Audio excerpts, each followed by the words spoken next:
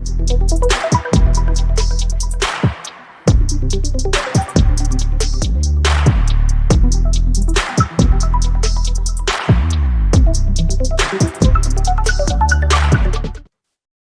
very happy to be hosting this fireside chat with two really true experts on this topic, Candace Odgers and Andrew Shavilsky.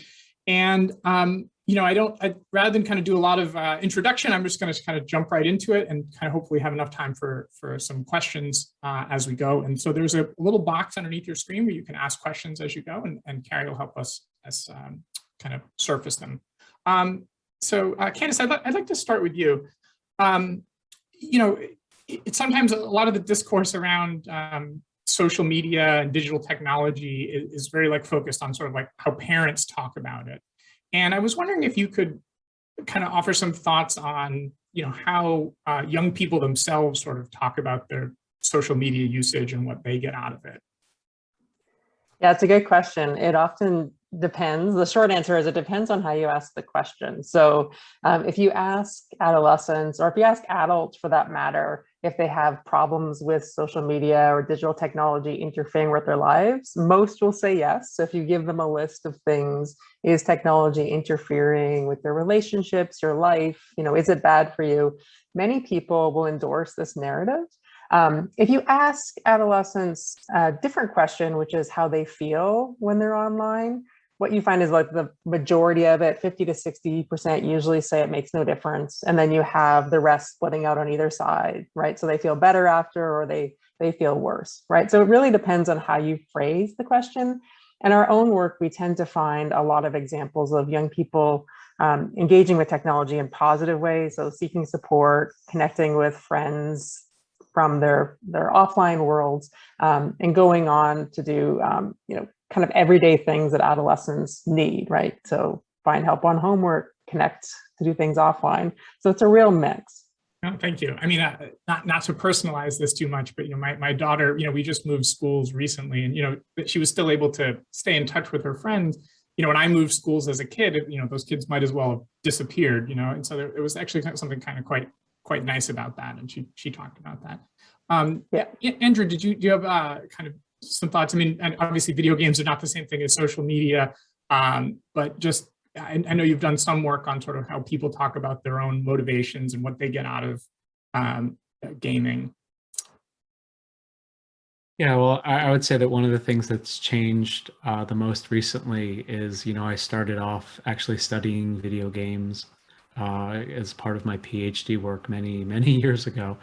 And across time, two trends have really captured, the entirety of what we're talking about today with you and Candace. Is the first is that there's not so much of a difference between many games now and what social media is now. So with things like Roblox or Fortnite or other forms of kind of digital water coolers for young people and older people, the lines are increasingly blurred there. And then the second is that kind of in the discourse, the kind of question that you asked Candace before about how do young people themselves see technology, there's an increasing disconnect between how older people talk about technology when we're talking about our hopes and our fears about what place tech might have in mental health and well-being, and how young people themselves experience technology. Mainly, there's kind of an artificial line in many of our minds about this online and offline world. And we kind of protect that when we talk about tech and how it might affect people. But when you actually bother to talk to young people themselves, or, maybe youngish or aging people, we remember that these things were never fully separate. When these technologies became part of our lives, they became part of our lives. I agree with all of those points. It's not surprising. I'm a big fan of Andy's work, but the thing that's been so fascinating to me as we've continued to kind of look at this is the distance between kind of the perceptions of technology around problem use and what the science and evidence really shows. And that gap is huge. And that gap in itself is like a phenomenon that, you need to explain and understand in order to make sense of, people's reporting or perceptions of how technology impacts their lives. Yeah, I mean, this is actually something like, as I was kind of prepping for this session and kind of trying to get smart on this literature. And it was really striking how big the gap is between how people talk about this and sort of like what the best social science is on this. And so, kind of for the benefit of our listeners, maybe I can throw that back to you and just kind of, the summarization that it's actually seems fairly hard to find these like very big negative effects, if anything. Yeah, so I say before we jump into like any kind of nitty gritty science, and again, John, you're allowed to just pull the plug because this isn't in person. I would actually say that bullying and victimization might offer kind of the best way for the audience to think about this, and how we talk about cyberbullying and victimization. So we know that a substantial portion of young people face face-to-face bullying, physical bullying, emotional bullying, and there's kind of their own blurred line between those who bully and who victimize and those who are victimized. And we've known for decades that this is absolutely horrible and has a whole wide range of psychosocial effects.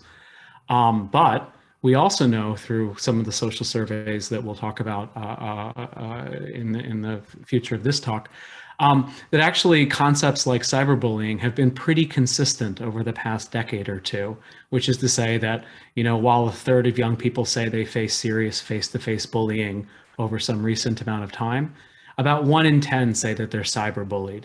And that stayed pretty consistent since the MySpace era until now.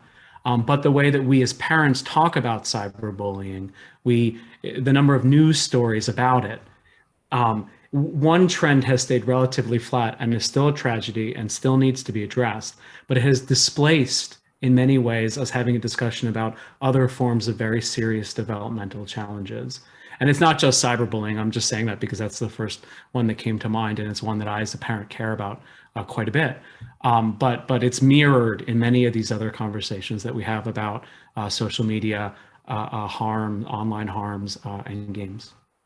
Yeah, I agree with that. When we first started doing research with adolescents and their phones and trying to understand kind of mental health in daily life and their phone use, part of the reason we started reviewing this literature was parents had real questions and concerns, right? So is time spent online taking away my child's ability to socialize, right? Are they going to be more bullied if they're spending more time online? Are there going to be negative effects, to their development, to their sleep? And so we didn't have the answers, and nobody really did at that time. And we started to compile, well, what does the evidence say so far? What do we know in social science research? What do we need to know to really answer these questions?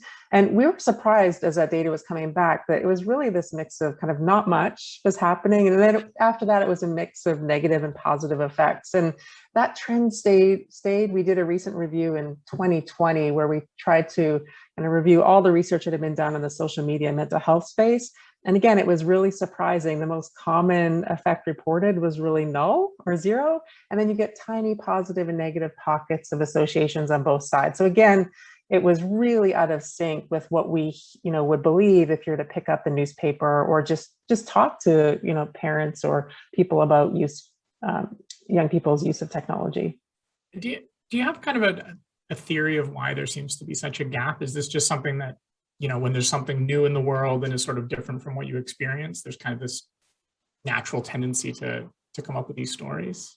Yes, I think there's a whole history of moral panics around new technologies and, what's harming our children, and older generations worried about what younger generations are doing. But I don't think it's that simple with tech, because it has been such a transformative, instrument that influences all of our lives. And so young people have been early and enthusiastic adopters of new technologies. And so there's lots of reasons to ask questions and have concerns in this space. Much of it might be another moral panic, but there are probably pockets of concerns. In fact, we know there are pockets of concerns and things that we should be taking a deeper look at it. So it's not just the kind of same old story. I think there are some new elements here. Yeah, Andrew, you shared an article with me that was kind of, I believe it was kind of a discussion of the history of this, but how it's kind of, we have to start fresh every time, because it seems like there's sort of the particulars of any new technology, and it's not just a general technology, it's something specific that has like specific effects and context and kind of changes things in specific ways. Yeah, our Candace and I have a colleague, Dr. Amy Orban, who wrote some of her PhD work up in a really evocative. She's a very evocative mental image of the myth of Sisyphus, as Sisyphus is punished by the gods for speaking out of turn, most likely if it's a Greek myth. He's cursed by pushing this stone up the hill, only to watch it and have it roll back, like all acts of man, of people. And we repeat this pattern of essentially narrowing our consciousness and narrowing our interests when a new technology arises to, what are the efficient causal things that we might worry about or hope about. And we never quite take an interest in kind of Sartre's reimagining of the myth of Sisyphus, where we actually wonder how does he spend his time watching the stone roll down? What does this technology really mean for the people who are using it, and how might that help us understand new technologies as they emerge and decide whether or not actually these things are better or worse or just part of the water that we swim in. So let me shift a bit to the question of, how do we know what we know? So it already got brought up talking about association studies where you kind of take a catalog and ask people to tell me what they're doing with their time and then how do they feel about things. This is the conference on digital experimentation, and so we're really interested in kind of overcoming a lot of those challenges of using observational data. So let me just ask you a question. I mean, what role do we think kind of formal randomized controlled trials can play in answering big questions that we have? And a follow-up question would be, who should be doing them? Obviously the tech companies are the kind of the most, kind of set up to run these experiments and know. But then, in recent months, we've seen a lot of angst about internal research at companies kind of spilling out. And, anyway, I'm kind of going on and blending questions, but let me just kind of start with what role for experimentation and kind of furthering our understanding of these topics.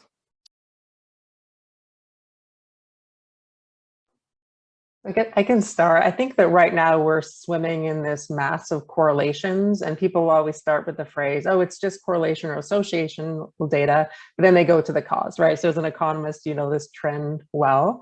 So certainly the field would benefit, when we reviewed the research in this area. There were only 1 or 2 studies with adolescents that had actually embedded in experimental features. The rest of it was cross-sectional observational data, so not even longitudinal. So we have kind of a poor state of affairs. So there's that in one bucket. I think the issue that you're raising right now, companies are doing A/B testing all the time. So what are the ethics around kind of embedding some understanding of impacts on well-being? That's a huge, huge thorny topic. And then the third one is, can you actually turn some of these things off without inducing, a negative effects on adolescents? If you shut off their phones, you shut off their social networks, you shut off their ability to seek support. And so you have to be careful with what you're manipulating. The classic kind of experimental study is where people have cited that this is evidence that social media is bad, is they tell people to shut off their phones, and reduce the time spent. They have, you're randomized to which group you're in, but the treatment is to shut off your social media.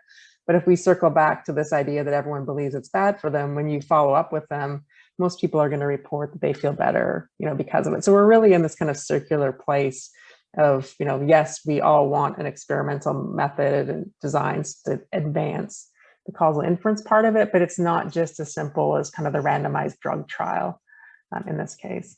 Right. I mean, also, for an inherently social technology, the counterfactual of me being not allowed to be on Facebook is not a world that Facebook doesn't exist. It's just me sort of being excluded in some way. So we've gone to N of 1 studies. And so the reference point we use, now this isn't ideal, but it's really, comparing to my use the day before, or, trying to invoke some randomization to use each person as their own control, which might get us closer to the question that many parents want to ask is, they care about youth in the world, but they really care what effect this is having on the N of 1 or N of 2 in their family. I'm not as optimistic, I think, as Candace. And my optimism flagged, John, as you began your hypothetical explanation of what happens when scientists want to move towards essentially causal reasoning. Because you said, you know, the process starts by sitting down and writing everything that everyone's up to and doing. And I thought, well, that's exactly what you do if you were a really careful quantitative sociologist.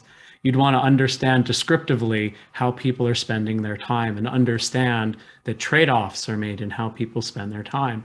And then that might lead you to a theory about trade-offs, some kind of theoretical model that you could test using a wide range of empirical tools, including observation, description, prediction, causal inference, et cetera, et cetera.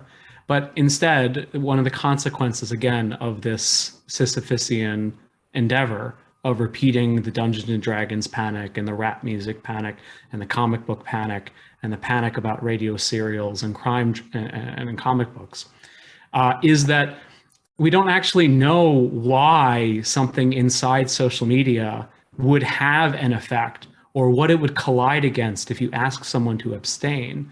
And so experiments are great if you have an active ingredient or you have a causal model that is well specified enough to falsify or to uphold under specific circumstances.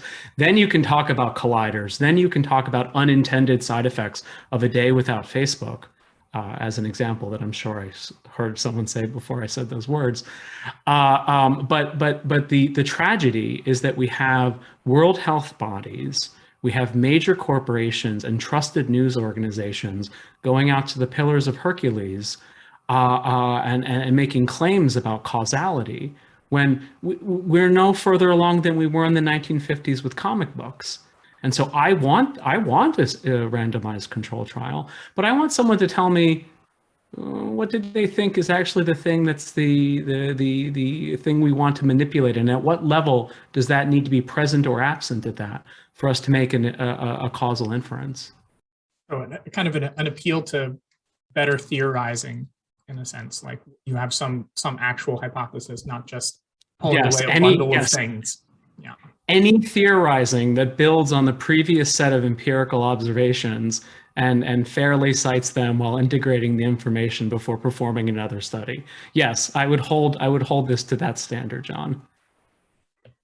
I want to expand on that because I think the issue of standards is a really important one. And Andy's heard this from me before, but it is morally, ethically, all of the things you want to put at it questionable if we're going to talk about kids' mental health, if we're going to talk, as we've been seeing the last few months, about depression, leading cause of morbidity in the world, about suicide that takes young people's lives, then there are standards, right? There are standards of kind of research design, of empirical evidence, of ethics in engaging in that type of research, given the unintended harms of it. And so if that's the arena that tech companies and others are entering into this conversation, then we can't have the conversation about, this kind of research that's been circulated to date. We need to have a serious conversation that has kind of an open, transparent adherence to the same types of things that we would hold up if we were researching childhood cancer. I mean, that's a baseline. And so let me ask, if you were trying to figure out who would know the most about what's happening, I'm guessing the tech companies kind of sit in a very privileged position because they get the log data, they can sort of see what's happening. They're the ones that run experiments. That being said, I think the history from what I've seen of tech company and independent academic collaborations on some of the most sensitive questions is a pretty mixed bag, and maybe hasn't gone that smoothly. So let me ask the question. What are the prospects for sort of like fruitful collaboration? Like, so Candace, you kind of laid out this vision of, we have these really, really high standards for understanding what's going on and what things are doing. Who's doing that work? Candace, if I could just start, I think it's a mistake to believe that we're living in a world where there's perfect digital log data on all of the kinds of things that we would care about as researchers who are focused on mental health of children and adolescents. There isn't a log that is an objective measure of depression or whether or not a like goes in one way or another way. I think we need to acknowledge that while these companies are intensely powerful, they're about, you know, as good for studying black holes as the Large Hadron Collider is if there's nobody there to program it and set up experiments and know what data to collect from the particle accelerator. And so it's right, I think, John, to think of these companies that are full of people and technologies as untapped potential and tools for us to understand ourselves and our young people. But it's wrong to think that they're sitting on some kind of Scrooge McDuck pile of undisclosed insights. Because, and I'll just speak autobiographically, a lot of our experience at Oxford of working with video games companies, Electronic Arts and Nintendo and Sony, a lot of that process isn't just legal and ethical. A lot of that process is trying to figure out how the hell do you build a tool that collects information that a psychologist or a mental health professional would care about. How do you measure behavior? And the practices across different companies are highly different. And so I would say to Candace's point before I stop lecturing, is that actually what needs to happen is there needs to be a series of tools created that conform to the standards that Candace alluded to in terms of openness and transparency and rigor. But there has to be acknowledgement that there's no perfect oracle on the other side of this. There's going to be a legal entity full of employees that has stock and stockholders. And that's going to be very challenging to navigate in some instances. Yeah, I agree with all of that. And I would say that, I think sometimes we think about this the wrong way, that we need to kind of embed or partner just with the company, but it could be working with the company to create tools that allow data to be portable, to allow people to have access to their own data, to allow large health systems to be able to merge these types of data with the other kind of ground truth, high signal data they have on mental health. So expecting or asking a big tech company to suddenly kind of take over leadership in this massive space, of mental health is a bit unfair too. But, the more productive place is probably where can we partner to help port that data, use that data responsibly, merge it with other things that we know about mental health or trials that might be happening, and really learn from this large kind of digital archive that exists, that's not perfect in any means, but is one piece of kind of our lived experience. Yeah, and I would only add that right now, John, and for the audience, there are many forms of data that I know we're living in the era where data is gold or oil or something, that Bitcoin, it's something we love. But honestly, some of the most sensitive data in our lives, that's considerably more, including genetics data, household income tax data, school marks data. There is a science and a practice to protecting these kinds of signals that have very real world consequences if they were to be leaked. But that does not hold up bona fide researchers' independent scientific inquiry in your genetic profile. I find it very difficult to believe the things my Twitter likes are really going to come and haunt me if Candace downloads them. Well, after I'll check out and make sure that that's true.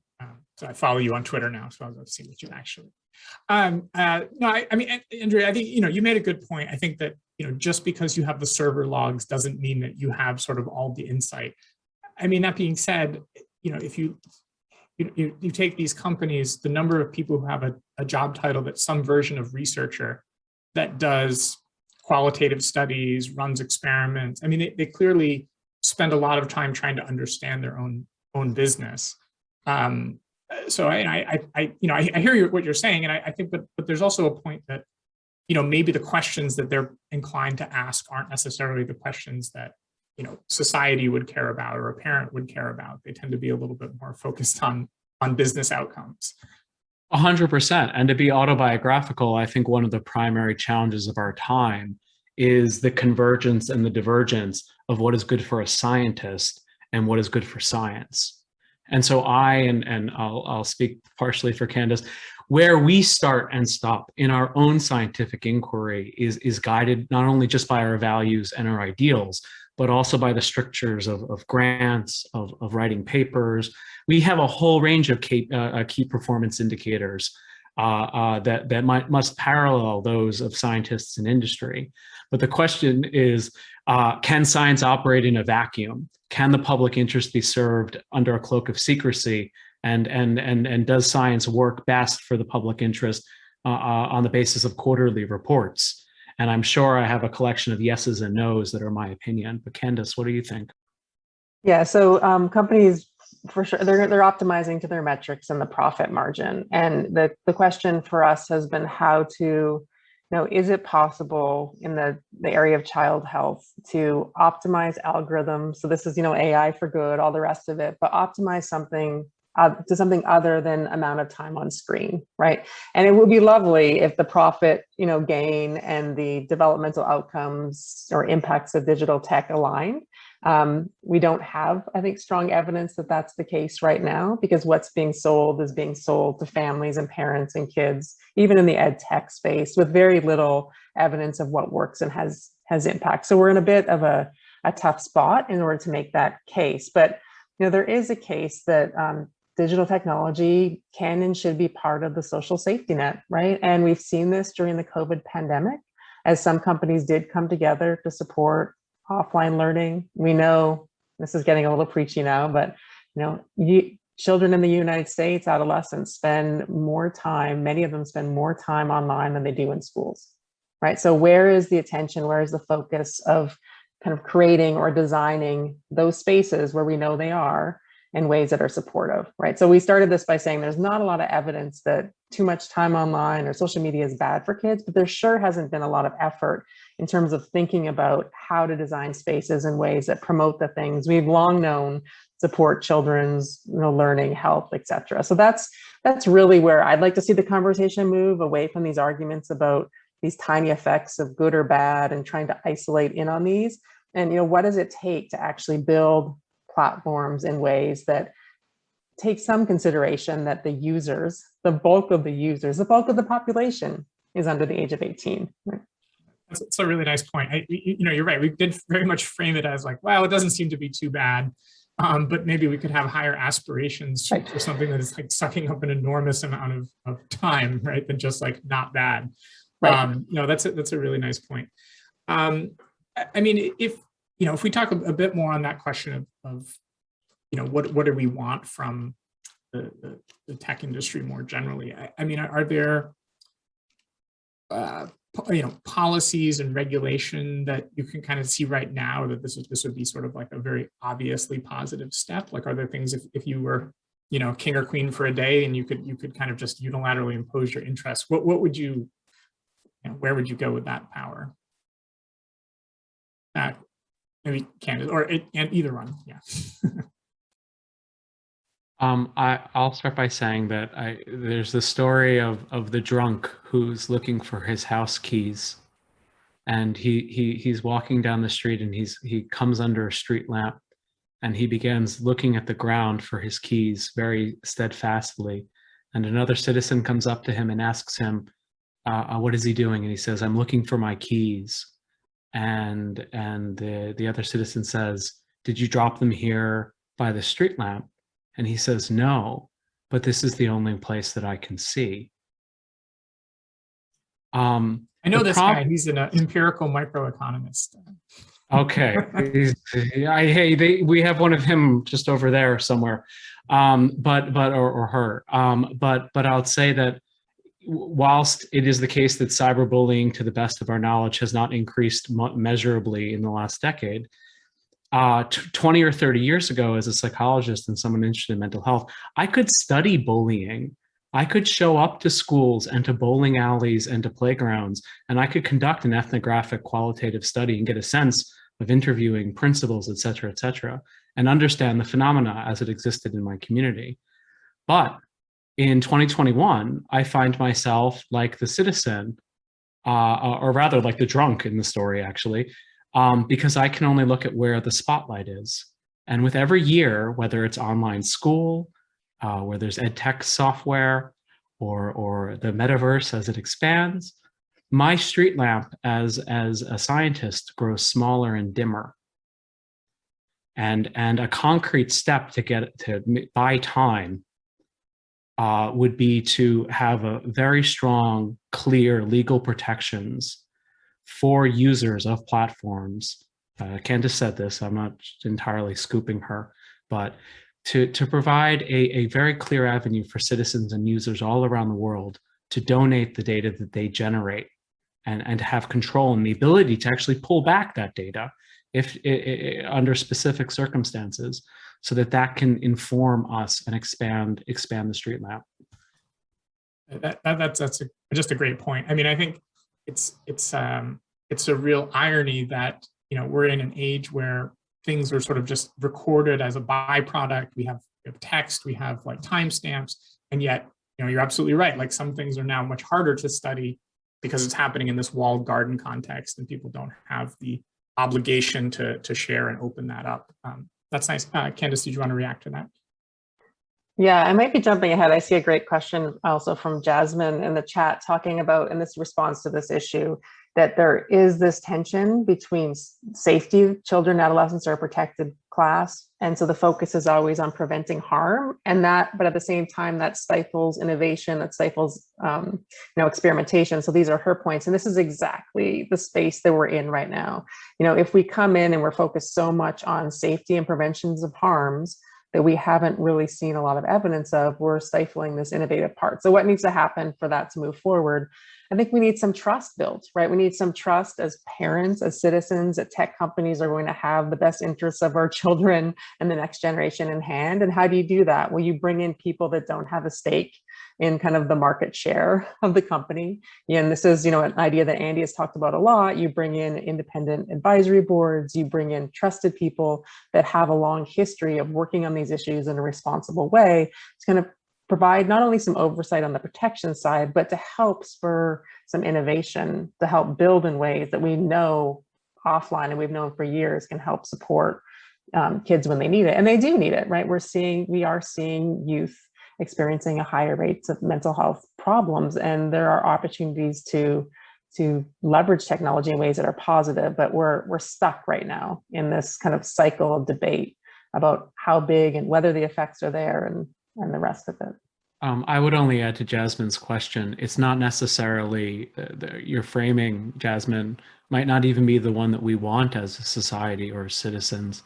It's totally okay for us to reject this trade-off and say, as a society, we decide we don't want our children involved in this. And we don't need a sloppy social science study to force some decision between privacy and data and insight and improvement. We can just have a value that childhood is off limits. And if we can agree to that, we don't need all this hem-hawing, hee-hawing, whatever it is. We don't need to chew this to death. We can just say we don't want commercials in childhood. You don't need a study for that. But that would require us to be proactive. That would require us to agree on our values as opposed to reacting to companies that we don't like. And that would require bravery.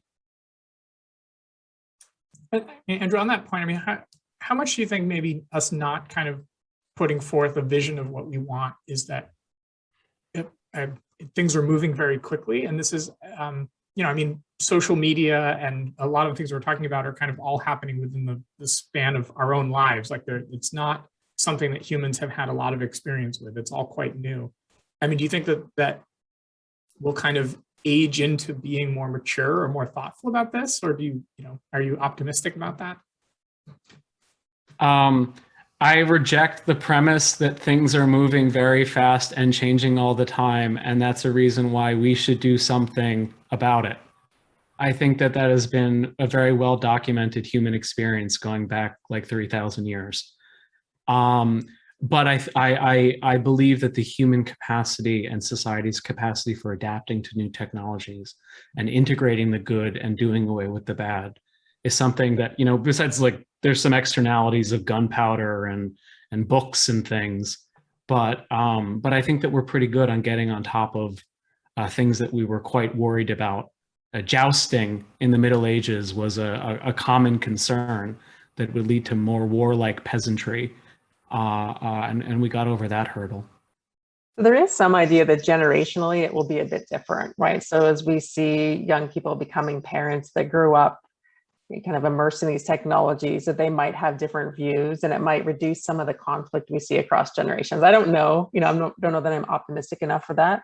I would be hopeful that we'd see some trends in that direction, and not due to technology itself, but like one of the most interesting findings is that the most common source of conflict in a family with children is how much time children are spending online, right? So we don't know that screen time is bad for kids.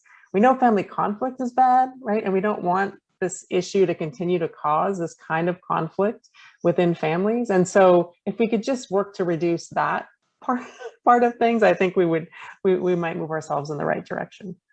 Is there more to that point about just screen time? Is it just that it's crowding out chores, school, reading, socializing with your siblings? Is there kind of more to it than that, or is it just like, what is that? So there's something very kind of fundamental about the way that parents will describe this. They don't like it, right? So they just fundamentally don't like their kids' divided attention. And I told the story when I first started doing this. We published that paper that was 7 fears in the science of adolescence in the digital age, and it came out not glowing about technology, but just saying this wasn't the worst thing that ever happened to our children.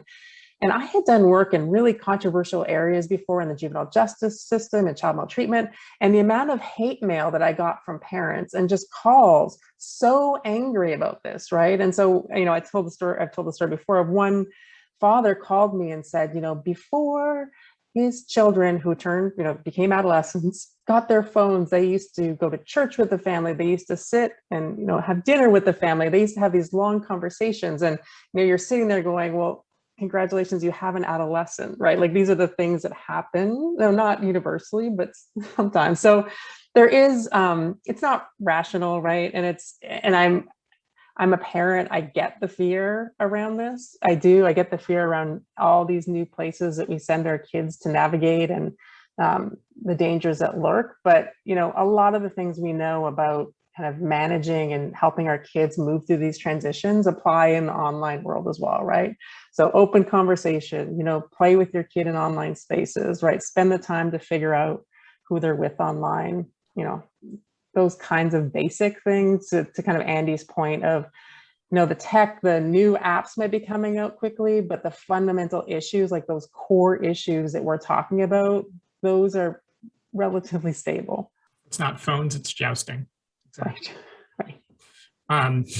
So I want to make sure, people have been asking questions, and I want to make sure I don't overlook the opportunity for let me see if we have, so one question here that I thought was interesting. Someone was just asking if they have any advice on online resources that you would recommend to kind of, I think, either parents or people just interested in this topic. Like, how would you, kind of, if you're not coming as a researcher on this, how would you get smart about this topic and some of the issues at play?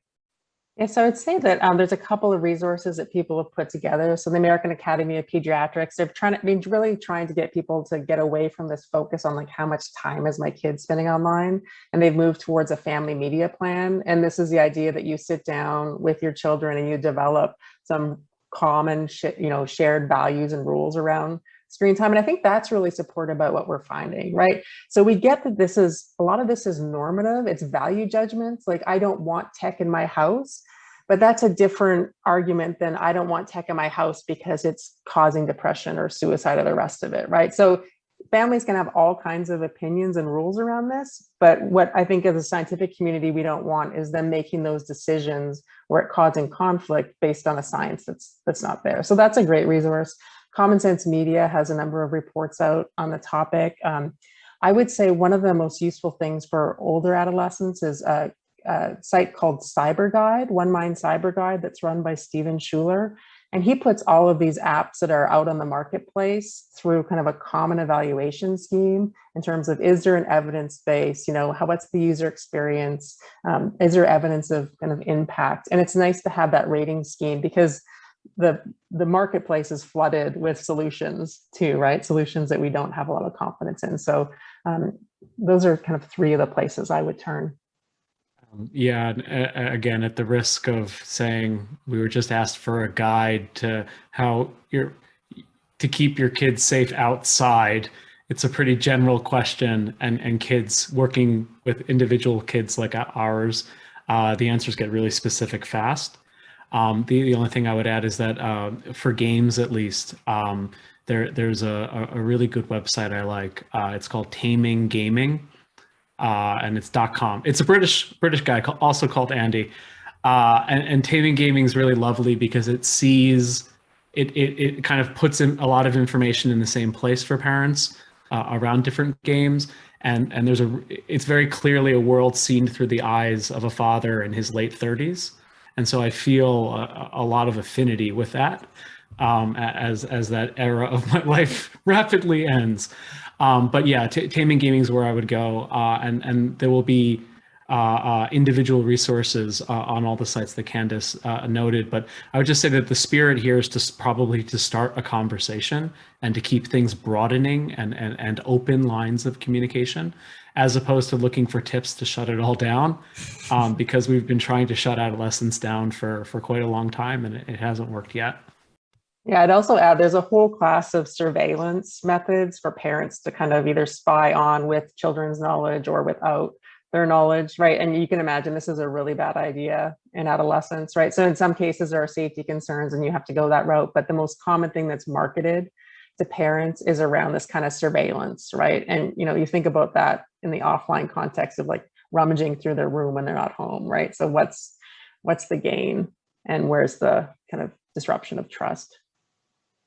I get the little notice about incorrectly entered pins on the Nintendo Switch that they were trying to do something that they were not allowed to. Right. Yeah. So there was a question on the slide of someone was asking, how should we think about other changes that push youth to use more tech, like limits on how much unsupervised outdoor play parents let their kids engage in versus 10, 20, 30 years ago? And, an economist story, like less of a demand story, more of a supply story that, you're changing, that it's not entirely just that the tech has gotten great, it's the other opportunities have become, more costly or not as available.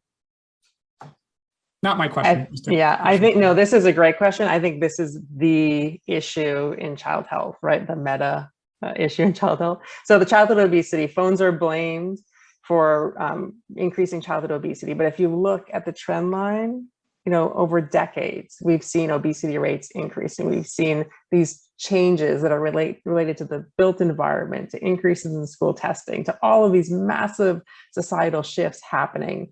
But it is easier right now to think about shutting off the phone and preventing childhood obesity, but what's the counterfactual? Where's the open space? Where's the free play? Where are the other places? It's not that kids are going to shut off their phone and run to a tree. So it's not. It's a classic example of these trend lines that have been moving in one direction for a long time, and people trying to put tech on it somehow. As an economist, you'll appreciate this, and then tell a story about inflection. But it's it just doesn't work. I would only add I would give my eye teeth if any of the people who have tried to assign iPhones to causing trouble specifically actually did some kind of interrupted time series analysis with good data. I'd give my eye teeth for that, and that's not here. It's not present in the evidence base, but just to the point of displacement, or to the point of context, there are many trends that are quite positive. Decade on decade, alcohol consumption among young people, many forms of serious drug consumption among young people, at least here in the United Kingdom, have halved decade on decade. So it might be annoying that a young person is on Instagram, but they're not getting drunk behind the bus stop, just on a raw probability basis. And so we can mourn that every generation of teenagers in Sheffield has had a smaller range of roaming. There's some really great sociological studies on things like this. But we have to ask ourselves, are these pressures that are pressures on the digital behaviors? Are these pressures on the well-being and the mental health outcomes that we care about? And to what extent does actually adding tech to the picture help us as parents or help us as policymakers articulate what we want out of an either a safe online space or a safe virtual space, or an actual, sorry, now I'm doing the Descartesian division, like our built environments, to what Candace said. I'm just going to steal her words. Oh, thank you. So I wanted to just I think we've exhausted our Slido questions, or at least the ones that I see right in front of me. But I wanted to give, Andrew, if you had a question to ask Candace, I mean, you could probably ask her whatever you want, but if you kind of, you know her work and you're kind of familiar, what would you ask her that you think, you would like to know, or you think that the world would like to know? So Candace, the only reason that I'm in academia at all anymore is because the year I got my PhD, there was a paper published in Psychology that claimed that ESP was real. And it demonstrated to my field that the way we had been doing statistics for at least the last 50 to 110 years was obviously phony baloney. And one of the mature reactions to that was to look at how scientific practices could be improved. And so I had a future in psychology, in research, in quantitative social science in my mind. And that's helped me get through the moral entrepreneurs, the fly-by-night operations that scam parents and sell these creepy surveillance technologies and like virginity pledges for iPhones and all this nonsense. I just laugh, and then I post stuff on Twitter. And so the science improvements, the reason why I've stuck with it instead of getting, paid the big bucks in North America with John and Dean and the organizers of this lovely conference. I'm curious about how you've seen the last decade and why you would stick with it. Yeah, so that's a good question. I said to someone recently that, I enter as the voice of reason. So there's usually like a really long write-up of like fearful things, bad things are going to happen. They'll say, oh, but not everyone believes that. And then there's like some quote from me. So I've become the voice of reason. And I was talking with Alison Gopnik, who I respected scientist I enjoy a lot. And, the question came up, and it was a serious one. Do you just need to let moral panics die? What kind of time do you spend responding to this versus, this is a classic, economic issue of opportunity cost versus, pivoting to some more productive space. And I think I do see a productive space and a productive future. I think the interdisciplinarity, we've been starting to do some work with kind of the AI, and there's great work going on around accessibility, about improving the lives of pockets of people that can be helped through tech, about taking a broader kind of view in what it means for society. So I think there's still, there are those pockets of kind of entrepreneurial stuff that's happening, but I think on the balance, it's positive. And I think the question I would toss back to you, if you'll allow me to, John, is I think the question that my students are asking, and a lot of us are asking, are, we want to have an impact beyond the walls of academia. We want to get out of kind of fighting in the pages of our journals. Like, what are the conditions under which it would be safe for mental health researchers, people that care about science, to engage deeply in the tech world, right? To see if we could make an impact in that space. And what are the things that you've thought about at your institute for allowing that to happen for us, and more importantly, for the next generation? My very boring answer is that I believe that if we operate as large teams that represent broader selections of the world populace than we are, and we do our work transparently, we can live more in a world where people are entitled to their opinions but not entitled to their own facts. And I have a very naive belief that could give us the escape velocity required to get away from Amy's rock in her paper, so that we're not just waiting for a boy to cry wolf and then waiting for the yelping to stop, which is essentially what happens every time. I have a mentor who's lived through a few panics. But my sincere hope is that we can build the public's trust working in collaboration transparently to build a wolf catching machine or detection machine. And I know that we're very far away from that. But that's that would be my answer. That was great. Wolf catching machine. That will stick in my head. Let me. I couldn't remember the word shareholders earlier, so I don't know how I'm doing, John. No, you're doing great. This has been fantastic. I think we actually have time for maybe just one more question. So the question is, I'm sure. So I'm quoting now. I'm sure you're besieged by journalists right now, given that the topics we're talking about are very much in the news. How can scientists inside and outside companies best contribute to evidence-based policy at moments of scandal, like the publication of the Facebook papers? I tried. I asked the journalists for the documents, and I offered to review them in confidence and give them my advice as an expert. I didn't use the word expert, as someone with experience, and I was rebuffed. And that's not the first time it's happened with other things. And I have journalists in my family, and I know that that's not good practice. And so I would issue some vague warning that when the stakes, the reputational stakes, are so damn high, that as we lurch from panic to panic or from tragedy to tragedy, I would just beseech those who have access to this kind of information to share it, because it's possible that there isn't a story, or it's possible the story is a great deal worse. And I think that that's a responsibility that I have. Candace, you want to give us your closing thought?